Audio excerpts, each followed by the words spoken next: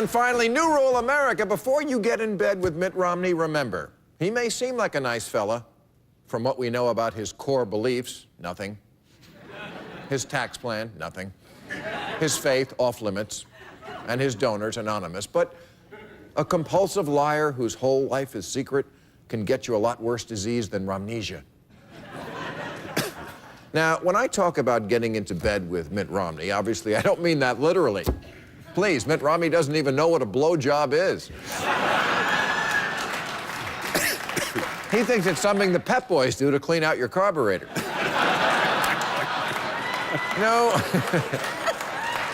What I'm trying to do is make an analogy to that old public service announcement about how when you go to bed with one person, you're not just sleeping with them, you're... Well, it's like that with Mitt. When you elect Mitt, you're not just electing him, you're electing every right-wing nut he's pandered to in the last 10 years. If the Mittmobile does roll into Washington, it'll be towing behind it the whole anti-intellectual, anti-science freak show. The abstinence obsessives, the flat earthers, homeschoolers, the holy warriors, the anti-women social Neanderthals, the closeted homosexuals, and every end-timer who sees the Virgin Mary in the grass over the septic tank. Now, I understand having issues with Obama, but stop to think of all the crap we haven't had to deal with in the last 4 years. Anybody remember Terry Schiavo? Obama isn't perfect, but he never turned the entire federal government into a Jesus freak episode of House. And he doesn't have an attorney general like John Ashcroft, who once covered up a statue at the Justice Department because it was showing too much tit.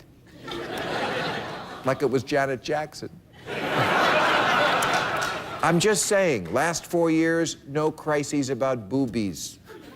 No controversies about whether stem cells are actually tiny people.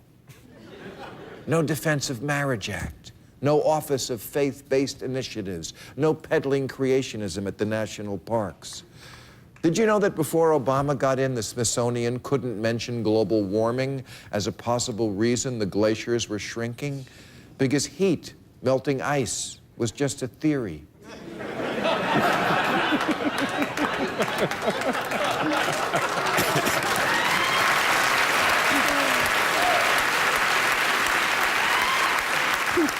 Yes, that was our daily diet of turd under the last sensible, business-minded Republican moderate. And before you say, well, that was then, this is now, sitting in Congress right now, we've got a fresh can of nuts just waiting to get cracked open.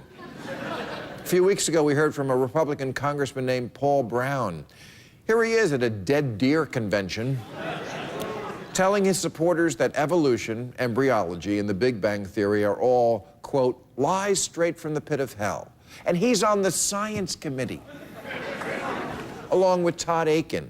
Fuck, even the deer are rolling their eyes.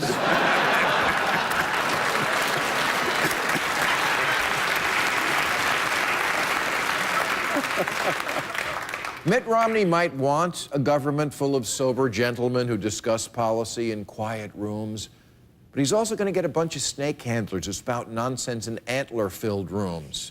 People like Congressman Ralph Hall, who was chairman of the Science Committee and says we don't need to address global warming because, quote, I don't think we can control what God controls. By that logic, why ever put out a fire?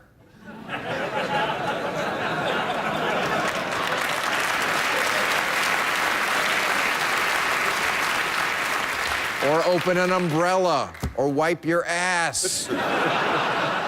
This is what you get with today's Republican Party. And a new Republican administration would be an open for business sign to all the bizarre Bible-thumping bullshit that the Obama administration has given us a break from.